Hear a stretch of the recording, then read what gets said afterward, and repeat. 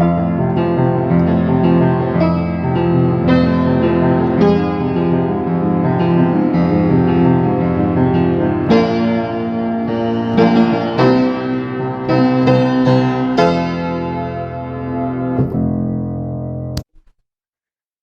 Pixel.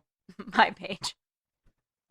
Are y'all ready? I know last week I told you I was going to be telling you about the Red Robin date from hell. Yeah. We are here. We are going back in the time machine. Woo. To a time when I was so desperate to get a date that I resorted to Christian Mingle. No fucking way. Which, fun fact, that is where I met Grumpy. Aww. But before that, it was a nightmare. I believe it. So I started talking to this one guy. I think his name was John. I don't mind using his real name because that's literally the most basic ass name on the face How of the many planet. Johns are there? And he seemed fine. He seemed nice. Asked if we wanted to go on a date. I said okay. He asked me where I wanted to go, and I said Red Robin because I fucking love Red Robin is awesome. So, we get there that day. Everything seems okay. He walks in, waitress takes us to our table. He pulls out my chair so I can sit down, blah, blah, blah. Very, cute. Very gentlemanly. Cute. But then he comes over, stands next to my chair, and says, "Can I have a hug?" After you've sat down? And I said, first of all, I don't fucking know you. No. Number two, why did you have me sit down? That is bizarre order. That's what upsets me the most is the order of operations. I was like, no. And he said, okay. Eventually, he sat down. We ordered drinks, whatever. While we're waiting for our drinks and everything, he asks me to tell my testimony. Oh, fuck. Wait. Okay, first of all. If you don't know what that means, basically this man wants me to trauma dump upon him. Should I have any drama? And also to, prove that you're a real Christian enough. Yeah. How old are you at this point? 21. I was at least 21, because I think we both Were you drinking? Alcohol. Yeah. Sick. So he wasn't that crazy conservative, but yeah. So being a little drunk makes the testimony sharing all the better, honestly. So I tell him my story, my background, and my faith at the time, and whatever. And at the beginning of the date, he told me, we were talking about, the denominations that we are in, and he's in a more charismatic denomination, whatever. Fun. But he told me he is prophetic. He has the gift of prophecy. Oh, this guy went to my church. Okay. Okay, here we go. So anyway, I get done with my testimony, and he looks at me, and he goes, "Remember how I told you I'm kind of prophetic?" Fuck yes, here we go. I said, yeah, I remember. And he goes, "While you were telling me that story, behind you there was a light shining, and a dove came down and said, 'I heard God say, this is my daughter, in who I am well pleased.'" Fuck off. If you don't know, friends, that's just what he said straight to Jesus from the Bible. That's what God said about Jesus Christ. With the dove and everything. With the dove. Yeah. So I am. Are you the second coming? I'm apparently, according to this man. No wonder he wanted to be with me. Nope, I'm not going to ask the thought that just nope. Just let it go. Okay, so you're on a date with the second coming of Jesus. You fuck him, right? So fucking sorry. I don't know. I do. Is he my type? Am I attracted to him? Yes. Oh, well then. Listen, maybe. Do you know the layers of programming I've gone through that's like Jesus is your first boyfriend. Jesus is your true love. I can't just shut that down. Song of Solomon, that's about Jesus. Certainly not. So, yep. Anyway, so I was like, okay, this is probably not gonna go great. I thought he was gonna prophesy that you get married or something. No. I thought he was going. So then We had ordered our food. Our food comes. Food isn't even there yet, and he's prophesying about you being the second coming. Yeah. Awesome. So our food comes. I had ordered, I think, like the Whiskey River barbecue burger. Solid. So kind of messy, but whatever. I don't care. I'm not shy. I'm not ashamed. But I spilled some barbecue sauce on my pants. On the upper thigh region. Hot. Inner upper thigh. Ooh. You slut. Yeah. And whatever. I'm not going to make a big deal about it, but he is like, I have to help you clean that off. Fuck off! This man has never been touched. This and poor man. I said, no, that's so okay. Weird. I wouldn't ask my husband to help me clean barbecue sauce off my upper thigh pants. Like, that's just, you handle that yourself. Yeah. Oh, I refused vehemently. And he's like, no, you gotta suck it out. It's like poison. You gotta suck the barbecue sauce out of the pants. No, but he reaches over with a napkin to try to, like, put some in, like, one of our water glasses.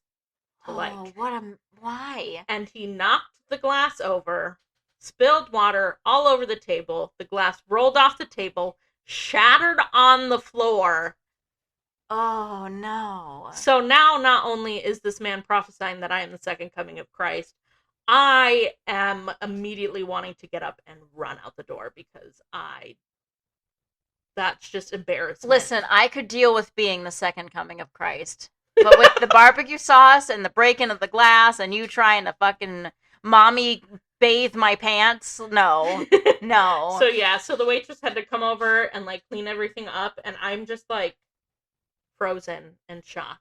And I'm like, can we just get this done? So, date's over. Yeah, you should have, like, ordered the angel shot so somebody would call the cops and get him out of there. Thank God I am free. I'm gonna walk to my car, and I'm gonna get out of here. Oh, no. Well, oh, no. He parked farther out in the parking lot than I did, so he got to walk with me all the way to my car. Yep. I am like, sweet, I'm gonna go.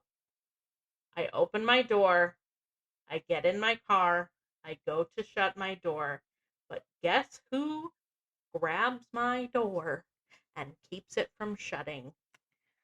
I hate when people, like, hold me hostage when I'm clearly trying to leave. He told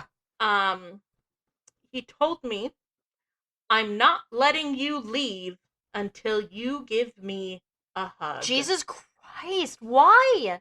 He just apparently touch-starved. Okay, but, like, that, if you have to beg somebody to hug you, like, the date isn't going well. No. You're not getting another one. Like, take a hint, homie. So I was like, I don't know what else to do. So I get out of the car, I hug him, and I, like... That's awful. Get in the car and slam my door shut. Fuck off.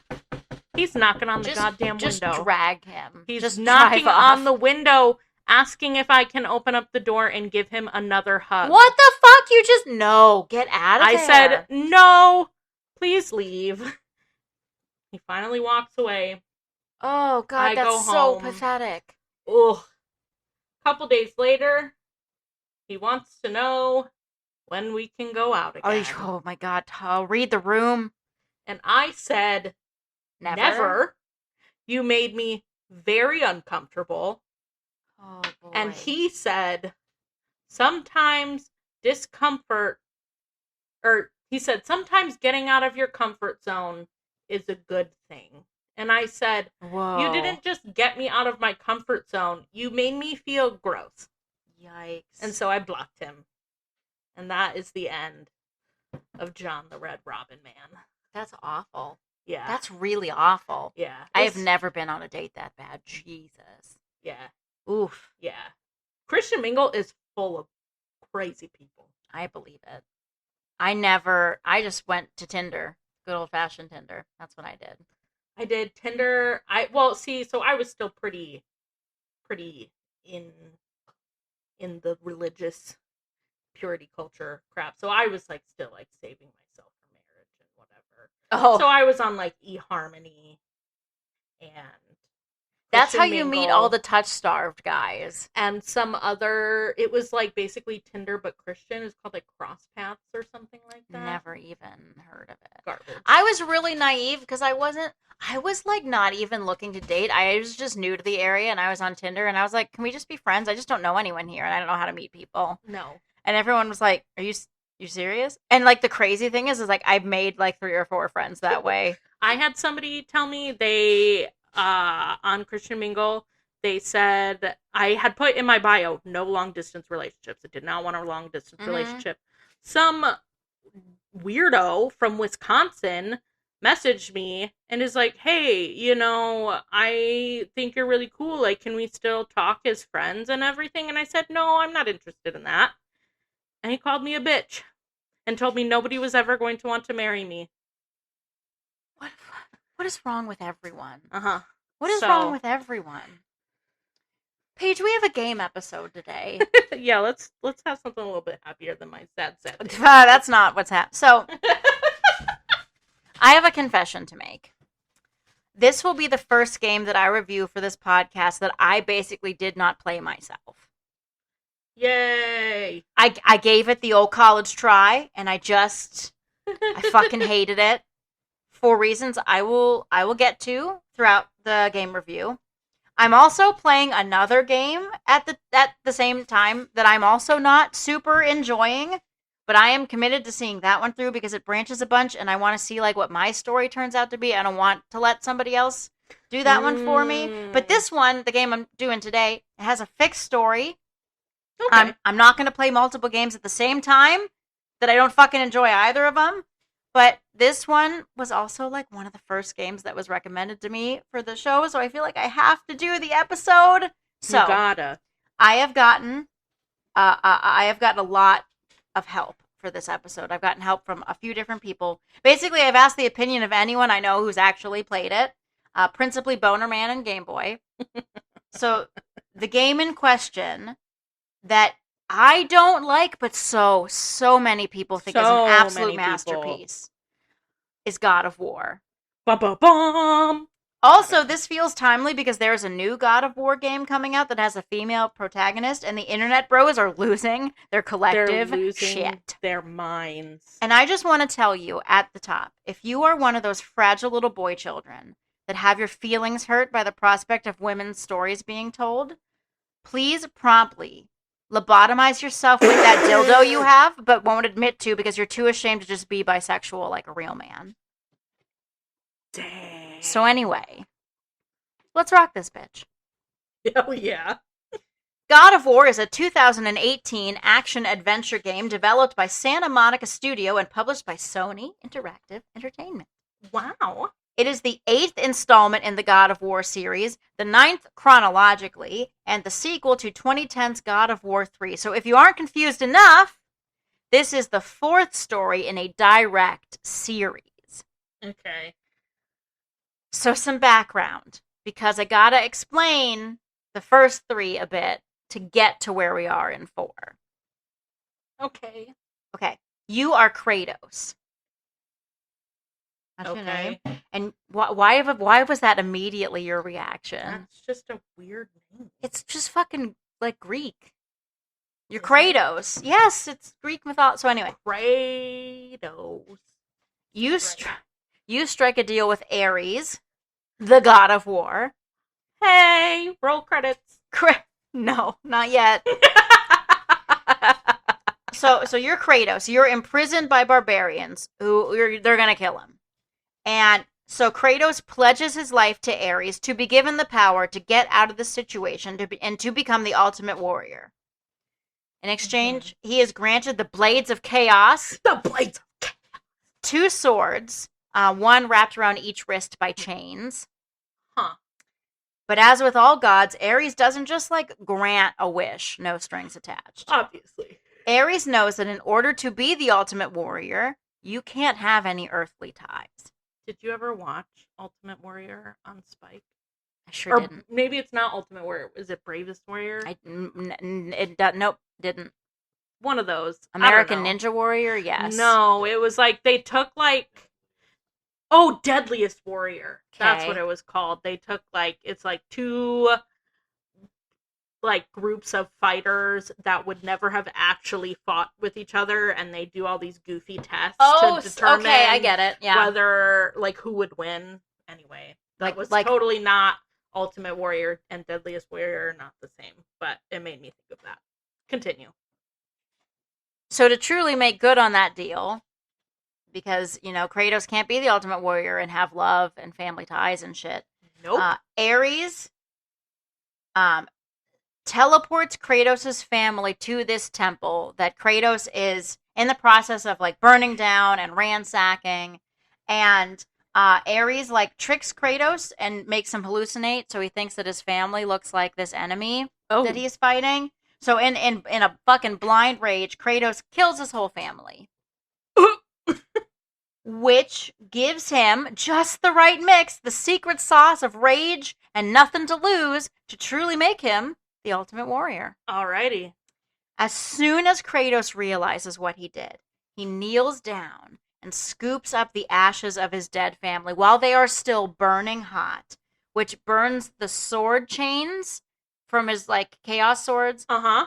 The chains get burned into his arms. So now he is cursed to wear these weapons that have killed his family for all time. These weapons that were given to him by the guy that forced him to kill his own family in the first place. That's beginning of game 1. Oh, shit. So in game 1, you are on a mission to kill Ares. Okay. Which you succeed in doing, becoming the new title drop God of War yourself. Roll credits on game 1. God of War 2 opens, and whereas Ares thought, hey, war is war, let's sprinkle some war jizz on everyone. What? Kratos says, no, I'm saving all my lovin' for Sparta. Ares was like, I don't care, as long as people are fighting and killing each other, I'm getting mine. So he gives war power to everybody. Kratos is given all the power is going to Sparta because that's his team. Sparta! That's his people. That's that one, exactly. So he makes Sparta the strongest warrior force on Earth. Heck yeah. During a battle, who should show up but Zeus? Who is hey Kratos, fucking knock it off. Stop it. But for why? Because the reason Zeus shows up is because Zeus is afraid. Oh, poor baby Zeus. You see, in the process, shaking in his boots. Ooh, his big old mountain boots. I'm so scared. Are shaking. I'm so scared. So scared. So, in the process of killing Ares, Kratos opened Pandora's box, releasing, among other things, fear into the world. This fear has infected Zeus. Zeus is afraid that Kratos will become too powerful, that the Spartans will take over the globe, but mainly that Kratos will usurp Zeus's power. I mean, Zeus is not a very good leader. No, he's a fucking frat boy that turns into geese and fucks ladies. Right. So maybe give Kratos a chance? Maybe he would do better? I don't think you could be much worse at being a god than Zeus is, genuinely. Yeah. He's the worst. Zeus is not a good guy. But Kratos is mortal, and Zeus isn't. So, why the fuck is Zeus Wait threatened? a second. Kratos doesn't become immortal when he becomes the god of war? He's got the job. Wait! That seems like a pretty shitty job. Could it be, might it be, that Kratos is not just a human and never has been? Could it be, might it be, that he is a demigod and not just any demigod, but Zeus's son? Oh, okay. Which is what happens when you can't keep it in your fucking god pants or wear a fucking god condom. Oh, or yeah, fucking no, I pull know. Out. I read the Percy Jackson books. Yeah. They have whole camps full of them. Summer camps. All just Zeus's full kids. Full of baby gods and goddesses because they can't keep half it. Siblings. Yeah. Halfies. Yep. So in a very short and anticlimactic fight, Zeus murders the shit out of Kratos. He does it with the Blade of Olympus, casts him into Hades. Now, obviously, this is not the first time Kratos has died. He does so in the first game, too. He just fights his way out again, Okay. which is what you do. You just, You just fight your way out of Hades. That's what you do. that's what happens. As he exits Hades, he meets Gaia, the goddess of Earth, etc., who resurrects him. Cool. Gaia tasks Kratos with freeing and rounding up all the Titans to defeat the gods. God of War 2 ends with Kratos riding Gaia up Mount Olympus, followed by all the Titans, yelling, "Zeus, your son has returned. I bring the destruction of Olympus." Roll motherfucking credits on game 2. All right. God of War 3. This is too much.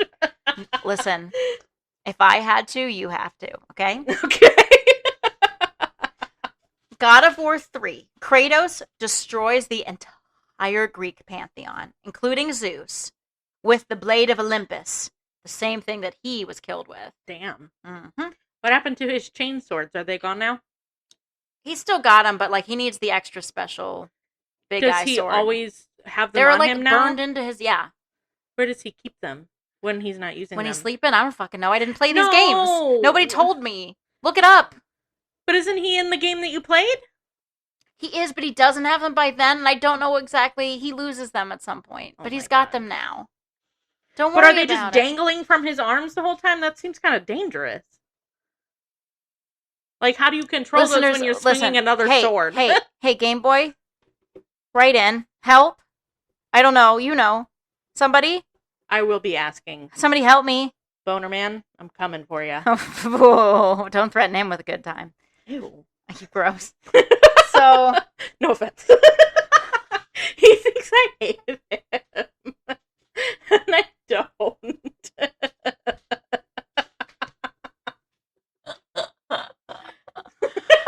oh my god. Okay, so Greek pantheon. The only Greek god you don't fight is Athena. Hell yeah. Because Athena has been on Kratos' side the whole time. She helped Hell him. yeah, she has been. Yeah, she helped him kill Ares. She's his half-sibling because, they've been together this whole time. But Athena is now trying to stop Kratos from killing all of the Greek pantheon. She's like, hey, you're Maybe slow down a little Yeah. bit. Maybe just chill out. In an earlier battle with Zeus, Athena steps between them, and Kratos, accidentally kills. She, jumps in front of a sword. Kratos kills Athena. Oh, damn. She then becomes, a force ghost. Who... A force ghost? Yeah, who, Nice. occasionally is, a spiritual guide to Kratos. She pops up throughout 3. Hey, I know you killed me, but here's some advice. It was to be fair, it was an accident. The trajectory of the sword, she just jumped in front of it. He couldn't have stopped it. Anyway. She is the one who ultimately helps Kratos kill Zeus in the end of the game. Because she has been playing the motherfucking long game. Hell yeah. She wants to usurp Zeus's position She's got for that wisdom. herself. She wants to take the top spot for herself. So she Mm. manipulates Kratos into killing Zeus in a way that she can just take the throne. Okay. I don't quite listen. I don't understand why that worked this time and not the first time. And what? Just take it on. We're just gonna take it. Also, Okay. in the process of killing Zeus, Kratos stabs Zeus through Gaia. Gaia is in between them, and he just kills her and him. Even though she used to help him because Kratos is not a good guy. Clearly. He's not a hero. He wants what he wants. He'll do anything he has to do to get it. He's violent and bloodthirsty, and he rages out, and he's not super in control of himself. Because Ares really did make him the ultimate warrior. Yeah. Succeeded. Yeah. Mm-hmm. So yeah, the whole Greek pantheon is dead by the end of God of War 3. Except Athena. Which, listen. Wait, I thought Athena was dead. No, Athena, reanimate, she takes Zeus's power and becomes, from Force Ghost state, she, listen. Oh, okay. Every Okay. mythology is stupid when you look close at it. Uh-huh. Every single one. But, why do Kratos and Athena come back from the dead, but motherfucking Zeus just stays dead? Why are they all dead for good, but these two people for the plot? That's exactly right. There is no answer beyond sometimes people need to stay dead, And sometimes they don't. Love it. It's kind of like Darth Maul. Yeah, exactly. Yep. We don't need to go there, but no. yeah. So, at the end of this installment, Kratos learns that when Pandora's box was opened, way back when in Game 1, the hope at the bottom of the box, because that's the myth of Pandora's box, that all these evil, but there's hope at the bottom, and hope is released too. The hope at the bottom of it embedded itself in him. And Athena is like, we can use that hope power to rebuild the Pantheon and run it and get our power back. And Kratos is like, no, bitch. Right. He stabs himself to release the hope power onto the people, not the gods. Kratos has decided that he is for the people and against the gods. Okay. Even though he's half and half, but he's sided. Okay. So, just a little side quest here. The hope at the bottom of Pandora's box. There's one school of thought. The main one is that, like, it's a corrective. It's a way to deal with all the bad things. It's like the one good thing you get to help you deal with all the bad shit. Okay. I have another theory, a more cynical one, and that's that hope is just as much of a curse as anything else in the box. Because, like, what can fucking hurt more than hope? Right. You know what I mean? Yeah. Yeah. So, like, maybe it's a both seas. Could be. It's probably some of each. Yeah, but, anyway, so now we're back to the actual fucking game that we're supposed to be fucking talking about in this episode. God, I need water. Game opens with the funeral of Kratos' wife, who he got remarried, different wife. He got remarried after he killed his first family. When do you have time to do that? Listen, I don't fucking know. Her name's Faye. They got married, but she's dead now. Boo.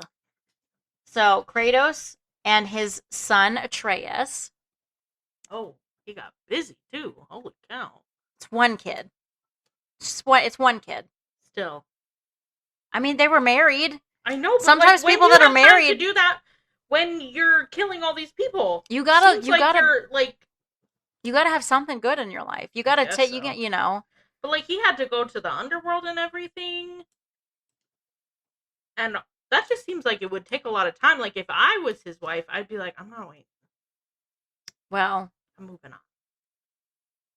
She apparently just, like, had it bad for Kratos. I don't know. So anyway, they are doing her funeral. They chop down a tree to make a funeral pyre. Mm-hmm. And, like, immediately after they're done, like body is still burning. You and Kratos and Atreus, like, are like, you know what? Let's go hunting. Let's go get a deer. We're hungry. I don't know. Atreus fucks up the shot a bit. So Kratos makes Atreus finish the job and end the deer's suffering. Okay. Atreus doesn't want to. He's like, no. This is your kill. You got to. Atreus does it. Which, like...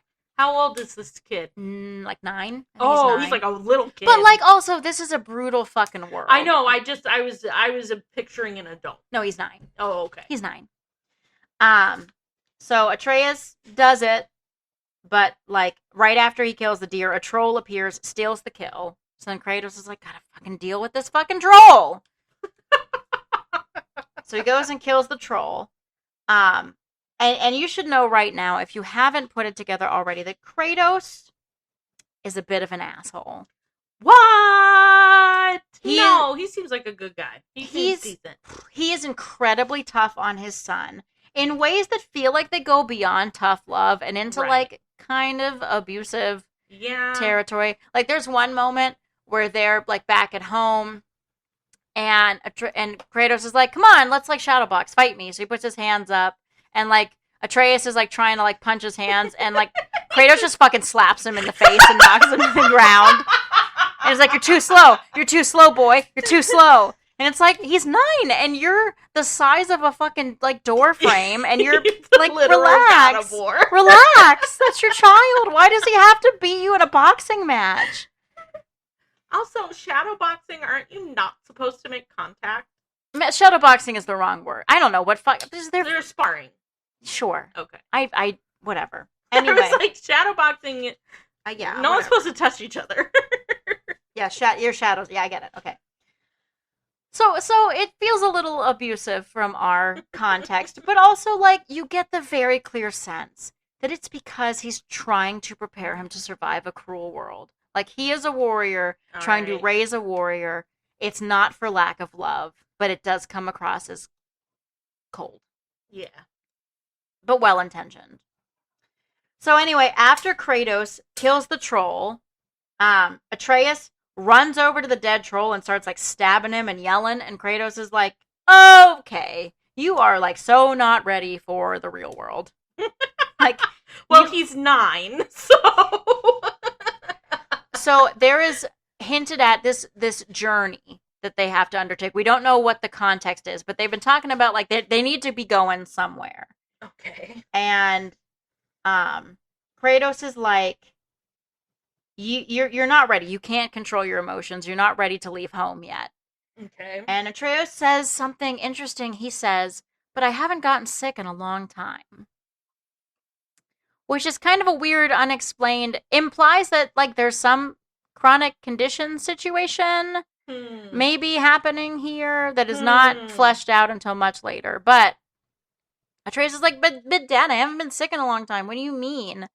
And Kratos is like, you're not, that's not about that. It's not about that. You're not emotionally mature enough for what's going to happen. Great.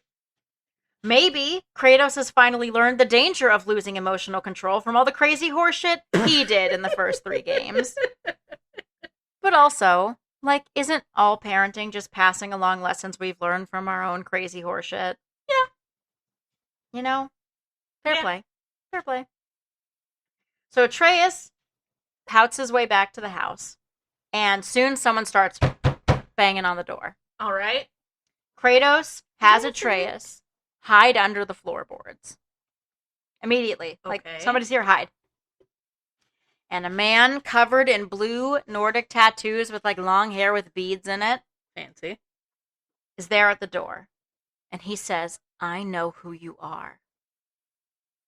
Kratos wants him to leave. He won't. At some point, this mysterious tattoo-covered stranger looks around Kratos into the house and says, hey, why do you have 2 beds? Kratos... Listen, sometimes I just need to change the scenery. This is my daytime bed, and this is my nighttime bed. Right. This is my... I eat in one bed. Yes! And I sleep in another. This is the squirtin' bed. And that shit's tough to clean. So we have the squirtin' bed, and then we have the sleeping bed. Kratos doesn't think on his feet like that. He just starts fucking swinging. A fight ensues. And we learn that this stranger is fucking Balder. Oh. Like, yeah. Odin's kid, Balder. Cannot feel pain, is immortal. Great. And you have to fight him not once, not twice, but 3 times. I'm out. Kratos? Immediately I'm out. The bosses in this game is one of the reasons why I was like, I'm just not doing this. I'm just not doing this. Right. My piece is more important. Right. But anyway, Kratos drops a mountain on him. He comes back, bounces back from that. Picks up a mountain, drops it on him. Comes back from that. I didn't know he could do that. He's strong. Apparently. Eventually, Kratos snaps his neck, throws him off a cliff. That doesn't kill him. That just, like, gets him far enough away that they have time to leave. Cool. Turns out that the Norse gods, who he has been hiding from, he's been hiding from every god from every mythology. He's just in hiding. But the Norse gods have found him. Is he trying to be the god of all of the things? He's just trying to be a normal dude with a family at this point. Like, he has become a bit of a legend for the whole Sparta killing the gods situation. Gotcha. Okay.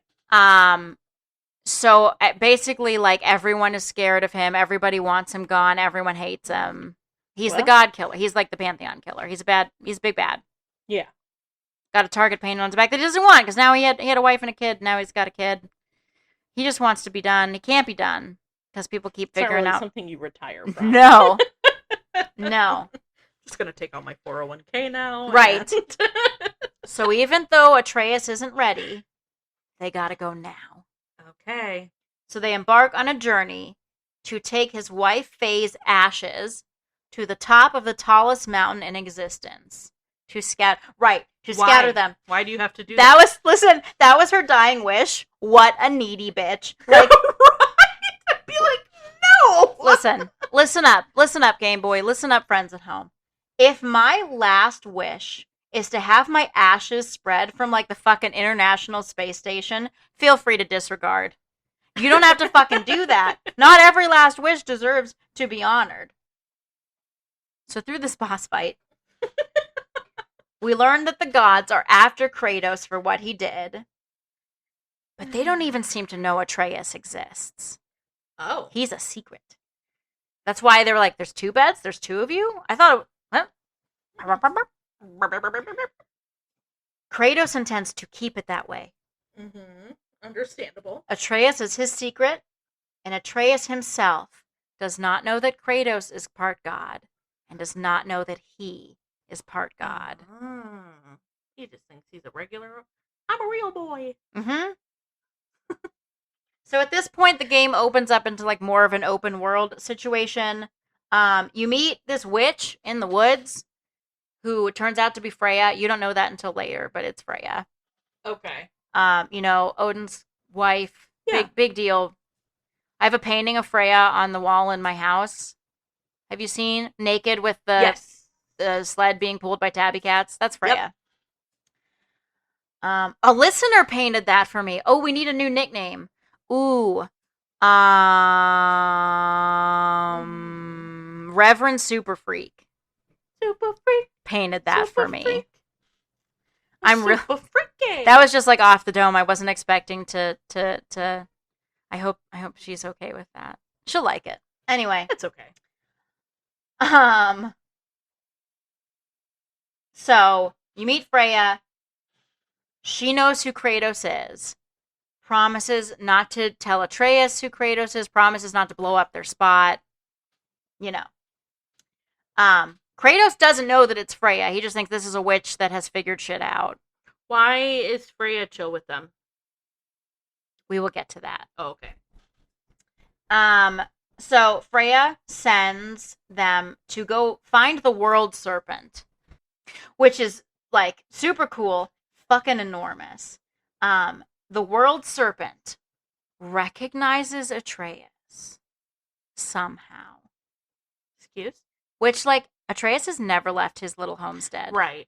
So, what? Curiouser and curiouser. So anyway, you're just trying to get to this high peak and throw your old lady's ashes around. That's all you're trying to do. Along the way, you meet Brock and Sindri, who are brothers. Brock! And they make weapons.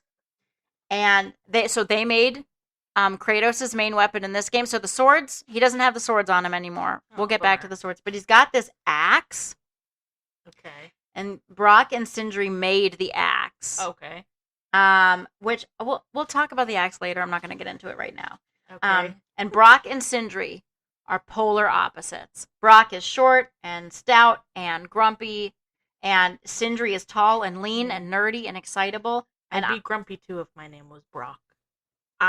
Listen, I adore Brock and Sindri, but I adore one of them way more, and I will let you guess which one.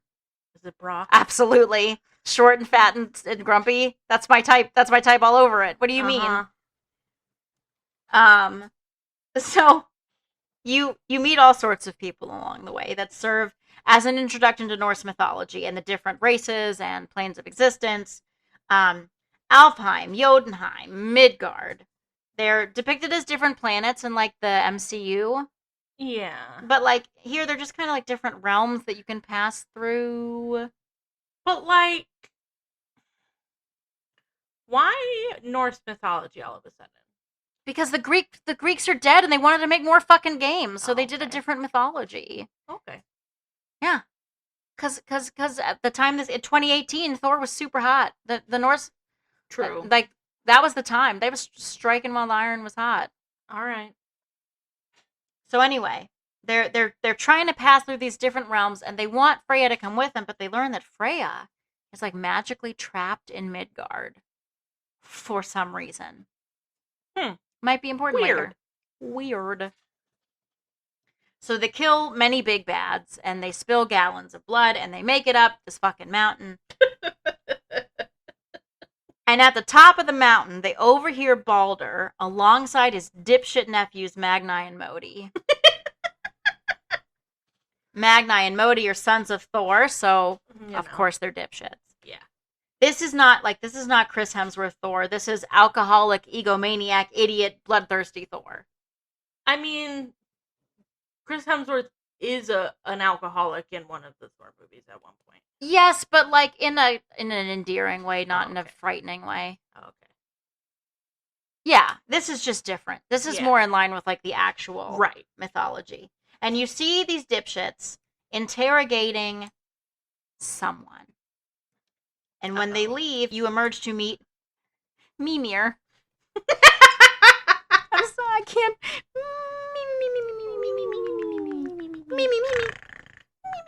Fuck off. I was going for Beaker, the Muppet. You're just going for snore sounds. I also like Beaker. Mimir is the smartest man in the world.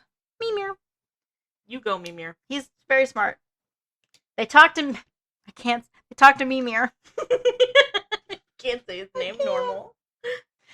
Who tells them that, no, the tallest peak isn't even in Midgard. It's in Jotunheim. This isn't the tallest peak. In every single realm? That was her wish. The tallest peak there is. Because she's a cunt. Like, that's the craziest fucking, like... Can you imagine? If I knew that was my wife's dying wish, I would divorce her immediately. I can't imagine. No, I'm not doing that. I can't imagine, like, feeling enough that way about myself. Right, like who do you think you are? I'm not that. I'm not deserving of being put on the tallest mountain.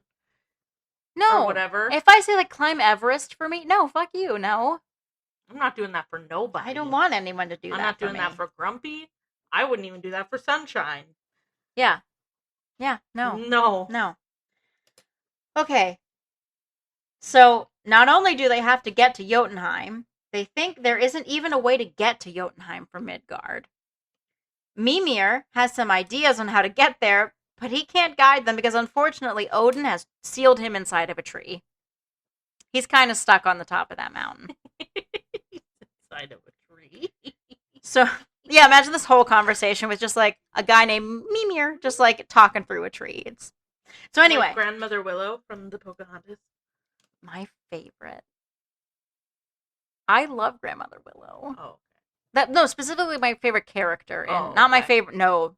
I was like, I'm talking about Grandmother Willow. I wanted a Grandmother Willow so bad because I love Weeping Willows. I want a Weeping Willow so bad. They're so pretty. How do you just get a full-grown Weeping Willow? Because I do have space now. I have heard they are very picky about. I think they need to be like on the edge of water. Like they need a lot of water. Yeah, but why? This isn't fucking garden corner. Where the fuck was I? Oh, Mimir's in a tree. That's how we got there. Okay. So Mimir is like, I know. How's about you cut off my head and you take it with you? Mimir. Like the world's fucking stinkiest GPS. Like, so cut off my head. Kratos is happy to oblige.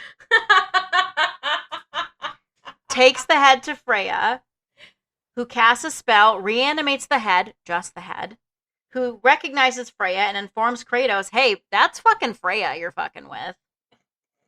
So that's how he finds out. Oh. So Mimir is just like a shriveled head that hangs from Kratos' belt now and like tells jokes and like tells him where to go and like, where could I get one? Amazing. Eerie. Yes. So while they're figuring out the way to Jotunheim, they run into Thor's dipshit children again. A battle ensues, and Kratos kills Magni, but Modi escapes. Later, Modi just fucking filled to the brim with piss and vinegar, attacks Kratos and Atreus. They get away, but Atreus collapses with a mysterious illness. Remember from the beginning? From the beginning. Yeah. You haven't been sick in a long time, Dad. Mimir. Freya and Mimir explain that the sickness comes from the fact that Atreus is part god but believes he's fully mortal. It's so fucking dumb. I know. It's so fucking stupid. So the cognitive dissonance is making him sick? I wish cognitive dissonance made people sick. Right? Genuinely. So anyway, he's so fucking sick. We'll just look tell at my him that boy. He's part god then, and then he won't be sick anymore. Well, but he's too sick to like be told things. He's real. Look at my boy. He's sick. He's so sick. So they have to take him to heal. No, to heal him. Just smack him again. You have no problem with just hitting him really fucking hard. Smack him. No, to heal him, they have to take him all the way to Helheim. Oh my god. And Helheim, it's Norse Hades. It's hell. Yeah. Helheim is ice. It's super cold. So now we need to talk about Kratos' axe right quick. Okay. So he's got this axe, and it's like this boomerang motherfucker, and he does all kinds of bullshit with it. He'll like throw it, and it comes back at him, and he can use it to do these like bullshit physics puzzles and kill baddies. But his axe is fueled by the power of ice. Like he can use it to freeze people. It's an ice powered axe. Don't worry about it. Don't worry about it. But if everything is ice, his axe is useless. Okay. Like his axe throughout the whole game, his axe has been useless against like ice giants and frost creatures. Okay. So it's not going to do him any good. It'd be like walking into Helheim with no weapon. Oh. So Not good. Before going to Helheim, he makes a detour back home to dig up the Blades of Chaos. Yes. The weapons from the OG trilogy, because they're fueled by the power of fuck you, you're dead. That's what fuels them, not ice. Okay. On the way back home, Kratos has a vision of / conversation with Athena. After this conversation, Mimir... I am a grown-up. I could do this. He puts it together that this is Kratos, the ghost of Sparta, from the legends about the big baddie that led Sparta. Know who Kratos was? No, he knew. Nope. Didn't know who Kratos was. Finally puts it together. A legend so brutal that it's made it into all the mythologies. Which is why Kratos isn't hiding, because everybody knows who he is, and he is public enemy numero uno. The world hates him. Mimir is like, yeah, you seem fine. So they go to Helheim, heal Atreus, and Kratos tells him that finally breaks the news. We are of the gods. Not only is Atreus 9 years old, he's an only child. Uh-huh. So what do you think happens when you tell a 9-year-old only child they are a god? Quick superiority complex. Uh-huh. Oh, 100%. Overtakes Atreus. He starts. I liked you better when you were sick. Yep. He starts disobeying. He gets hella reckless because only children, as I know from experience, are insufferable enough as it is. And when you tell them they're a god, it's only going to make it worse. Somebody tells you you're a god. You say, or somebody yes. asks you if you're a god. You say yes. Anyway, continue. So they set back off for the mountain. They come across Modi again, Thor's son. The other son. But this time, Modi is not ready for a fight. He has already been beaten up badly. Sucks to suck, man. By his dad, Thor, who beat him almost to death because he failed to kill Kratos. Never mind. Yeah. Thor sucks in this game. Thor does suck. Now, first 3 games, Kratos, at this point, he would kill this guy nice and easy. Oh, yeah, 100%. Without a thought. But he has experienced character growth, and he sees for the first time, like, Kratos hesitates. And he says, look, like, this guy is broken. There is no reason for us to fuck with him right now. Like, we can just leave him be and go on our way. Atreus says, Oh, God. no, he tried to kill us. We're going to kill him. Kratos tries to stop him, but Atreus slashes Modi's throat and casts him into an abyss.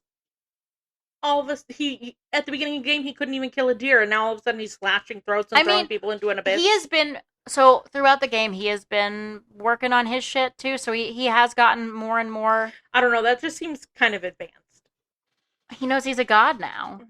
Listen, every mythology is stupid when you look close, okay? So, like, this moment happens where Atreus has this outburst of needless, merciless violence. And you can see Kratos, like, flash back to his own violence and his own darkness. See the helicopters. And now, like, he sees it in his son. Uh-huh. Like, damn, his boy grew up just like him. Yeah, well, that's what happens when you smack your children. But, like, so, like, this moment, like, God of War 1 through 3 were made for men that were angsty teens at the time. Like, that was the target audience. Okay. This game, which came out in 2018, is made for those same men who are now in their 30s to mid-40s, who are fathers, who are divorced dads. Hashtag check out Divorced Dad Gaming on the BoobTubealuba. Thanks, Boner Man, for the help with this episode. So, anyway, more mountain climbing. You run into Baldur again.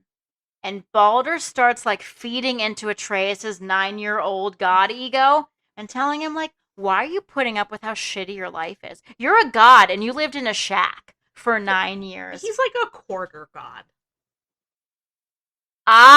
Sort of. We'll get there. Okay. But basically, like, Baldur is turning Atreus against Kratos. Uh-huh. Doing probably some mind trickery because he can, because he's Baldur. So Atreus is like, God damn it, you're right. Shoots Kratos, and they all wind up back in Helheim together. The next 2 or 3 hours of the game is the fight with Baldur. What? It's like, okay, like, they do some shit, they find some shit, they fight Baldur more, but he's immortal, so he fucks off. They get away, they do some shit, they find some shit, Baldur pops back up, they have to fucking fight him again. That sounds insufferable. There is a reason I didn't play this. Okay. At some point, Freya shows up and is like, Kratos, please don't kill Baldur. He's my son. Because, yeah, she's Freya. Yeah. Baldur, Turns out it was her spell that has made Baldur not only unable to feel pain, but also unable to feel anything at all. Baldur, during the fight, at some point accidentally stabs his hand on some mistletoe, which is like the weakness. It breaks his invulnerability. Okay. He can feel now. Also, at some point, I forgot to mention this, Atreya has, like, acquired a Hellwolf buddy who helps them now. Because it's a puppy. If not friend, why friend-shaped? Yeah. So, this 9-year-old kid is like, I want this hell dog. And Kratos is like, but stop. But he doesn't anyway because he's a god now. Listen, so anyway, if Kratos can have Mimir, then... Mimir is a head on a belt. But his name is Mimir can't hurt you unless you accidentally, like, take a step word and, like, swing him so he can, like, bite you in the dick. Like, Mimir can't hurt you. And I don't think Mimir would ever do that. Will you stop breaking your microphone? What are you doing? Put it down. I can't. What are you doing? I like holding it. Okay. Okay, fine. I'll put it down. Kratos and Atreus are like, Freya, we're going to kill your boy. Like, I'm real sorry, but we're going to kill him. So now she's their enemy. And she reanimates this dead giant to fight Kratos and Atreus. And Atreus sees this giant and raises his new puppy and summons the giant Hellwolf to kill the giant. Okay. While this is all going on, Baldur attacks Freya. Oh, probably because he's super mad about that curse she put on Yes, him. exactly, because she ruined his life by removing his ability to feel. So he's choking her, and she's like begging for his forgiveness, and he's not having it. So eventually she says, if it'll make you happy, if it'll bring you some peace, go ahead and kill me. But before Balder can do it, Kratos walks up and while he's distracted, snaps his fucking neck. Is Balder dead now? Yes. Okay. Which sends Freya into a rage frenzy, and she vows These people. it's Greek mythology. Or no, it's Norse. It's fucking all the fucking same. It's Norse mythology, it's Greek mythology. It's just all They all need therapy. genuinely. Family therapy.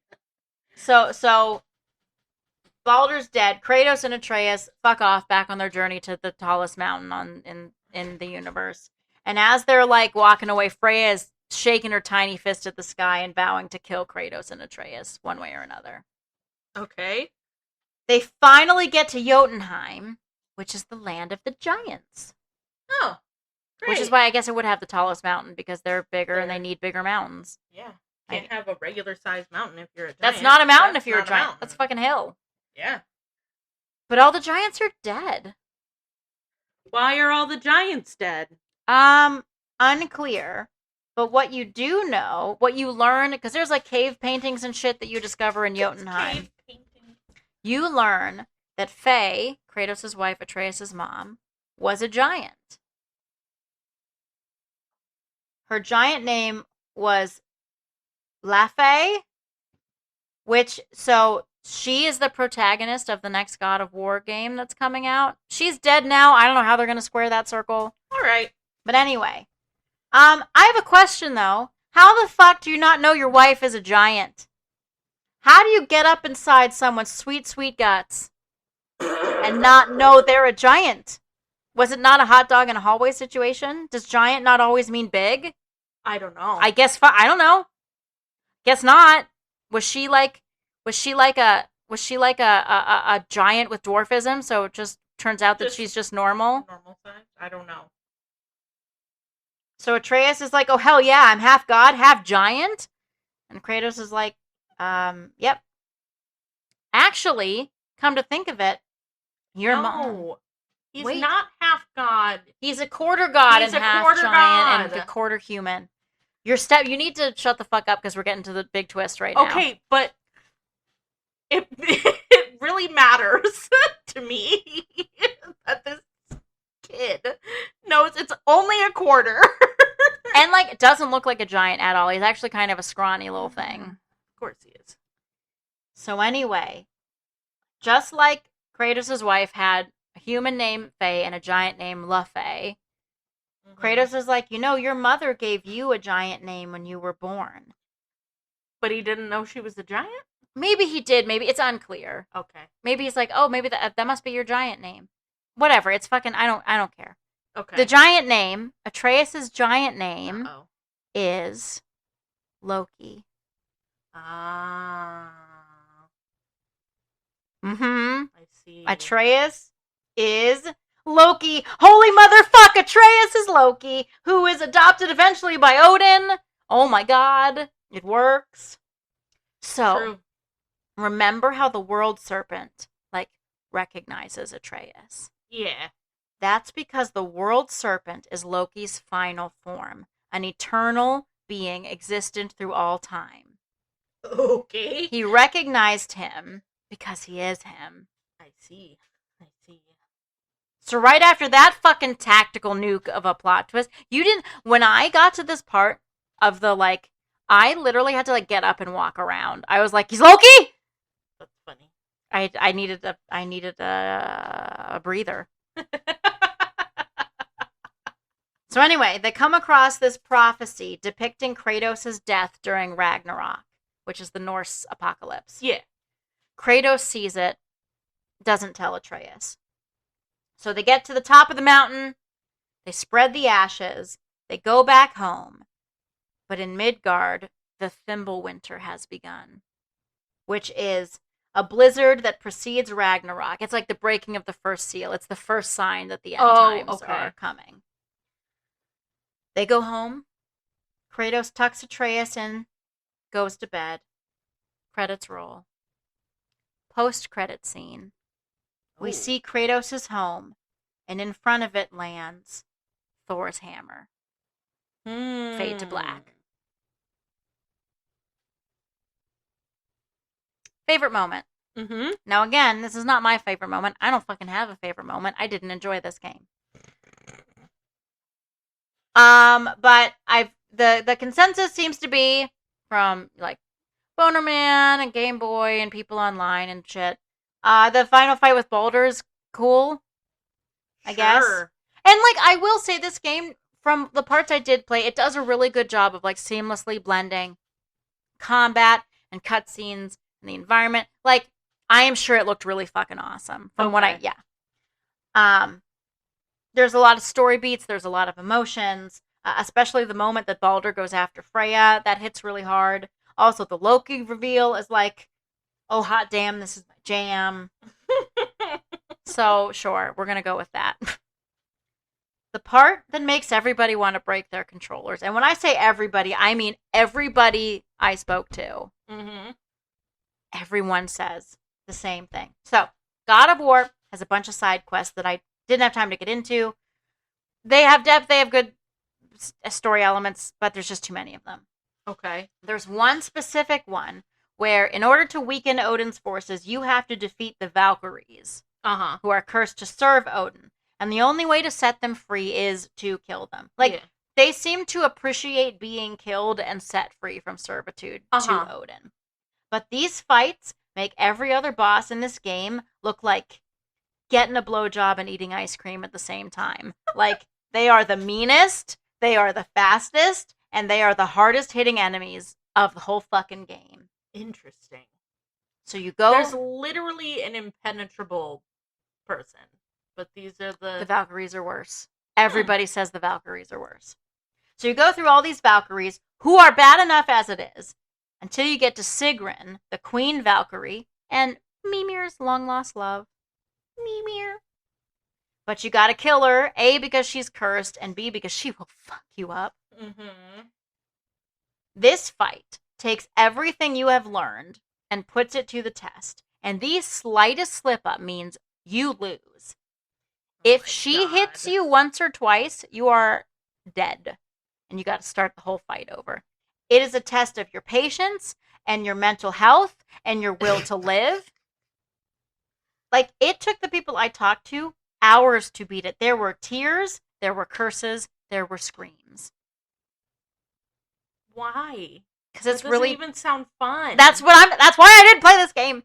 That's why I didn't play this game. I'm not interested in bosses that make me want to die. I don't play Dark Souls. I don't play games like this. I don't want it. The character I had a crush on was Brock.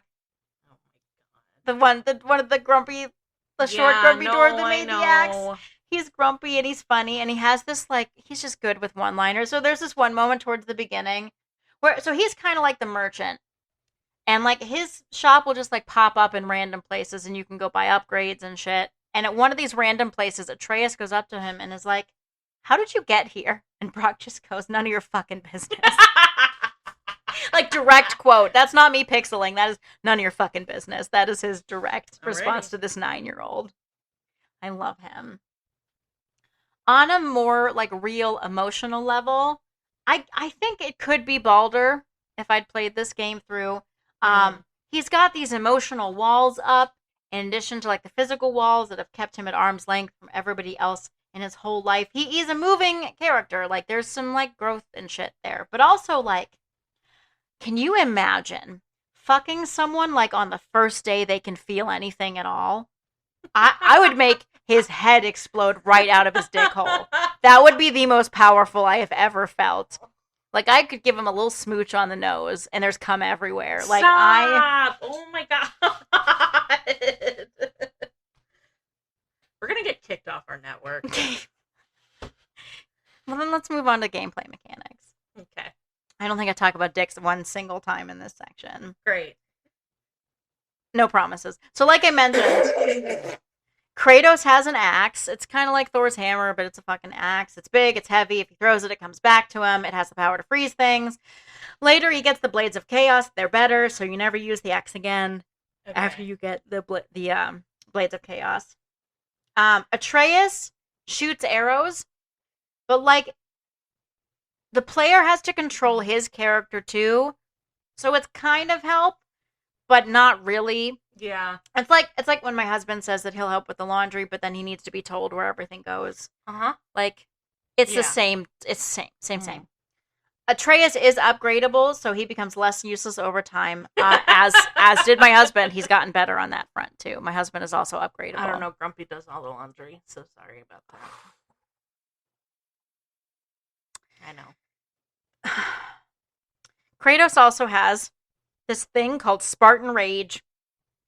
And basically, the more damage you do, the more your rage bar fills up. And then once it's full, you can like hit these buttons and it makes you Hulk out and you do big special attacks and you full heal and you can just beat people to death with your bare hands. Oh, it's pretty fun. I had fun with that aspect. Okay. But in general, you explore environments, you find upgrade currency, there's a skill tree, and there's stats, and there's leveling up. There's axe throwing physics puzzles, like you gotta throw it and recall it at a certain place at a specific time to manipulate the environment and like make bridges drop shit, get where you're going, whatever. The combat is cool. Like it's frustrating and it's hard, but it's also really cool. Like the cutscenes and the gameplay blend together absolutely seamlessly. Like it's really cool. Immersive. You can interact with the environment in cool ways. Like Kratos like picks up a tree and swings it at someone or punches a crack into a house and then knocks the house into the enemy. Like, okay. Yeah. You might miss with the axe on the initial attack, but then you can catch them on the way back when you call it, and that's pretty satisfying. Oh yeah, that would be cool. So like I get that the mechanics are good and well done. They're also a big part of the reason I didn't fucking finish this game. That and the font. So, while I'm playing this game, early game especially, there are all these like helpful hints that are popping up on the screen telling me what to do, like tutorial shit. Yeah. The font is so goddamn small, I cannot read anything they're telling. So they're telling me what to do, and I can't see it. I can't. Like, this game was made to be like in a gaming chair, fucking 10 inches from your screen. I'm on it. You've been to my house. Like, I'm sitting on the couch. My TV's. I can't. Yeah, I'm lounging. I have no idea what the fuck. And I'm not willing to like change the setup of my living room when you could just make the font bigger. Right. Just make it a normal size readable font. So like I could not get the hang of the upgrade system. I felt overwhelmed. Life is too short and my mental health is too fragile. So I phoned a couple friends, okay? Okay? Listeners at home, are you going to cancel me? Didn't think so. That'll be fine. Didn't think so. They love us. They want us to keep going. They won't cancel us. That's true. Although after last episode, they might be done with us for a bit. That was rough. We're sorry. Apologies. So anyway, like I am not rating this game because I didn't play enough of it to actually rate it. That's fine. It's not because it's a bad game. I'm just not built for games like this. Mm-hmm. But this game is very highly rated by audiences. Like 9 out of 10 average. Because it's not only a layered story that introduces Norse mythology, the combat is really good, but also it forces a whole generation of men who grew up in this cycle of vengeance with Kratos to grow the fuck up and be dads. Right. Who are healthy and stable for their children. Yeah. Also, it's visually stunning. Like, the color palette is really interesting. It's a pretty game, which I always like. Real quick. There is a mechanic in God of War Ragnarok, which is the sequel to this game, that I'm going to mention here because I'm not playing that fucking game. But this thing that I came across, like, it's cool. Okay. And I want to mention it. So the very beginning of God of War Ragnarok opens with a visit from Odin and Thor, as was teased in the post-credit hammer situation. So, Kratos is like, come on, guys. I'm fucking sleepy. I don't want to have to kill you. Thor is like, no, we're fighting. And there's a moment in the middle of this fight where you die. You are going to die at some point. It's one of those bosses where, like, you're going to die. You're going to die. Game over screen comes up. So when you're a gamer and you see a game over screen, you think, okay, you stretch, you breathe, you think through what went wrong. You take a second before you just go back at it. Yeah. But before you can do that, electricity starts crackling around the edge of the game over screen. Thor uses his electric hammer to revive you and is like, no, bitch, I'm not done with you. You die when I say you die. And the fight continues. Like, I cannot tell you how much of a fucking surprise that is to be yanked from a game over screen. Yeah. Like that. I'd be like, oh, God. Fucking brilliant. That's pretty good. I'm still not going to fucking play it. But, like, that sounds cool. So, I'm done with this game. I'm tired. It's late. Yeah, thank you again. Thank you so much to Game Boy. Thank you to Bonerman. Thank you to everyone who helps me out when I need it, because we all need somebody to lean on. We all need somebody to lean on. Find us on Instagram, Page and Pixel PC. Send us recommendations. Send us feedback. Send us adoration. Yeah. But without any further ado, read hard, play hard, stay hard, stay hard, and feel something for once.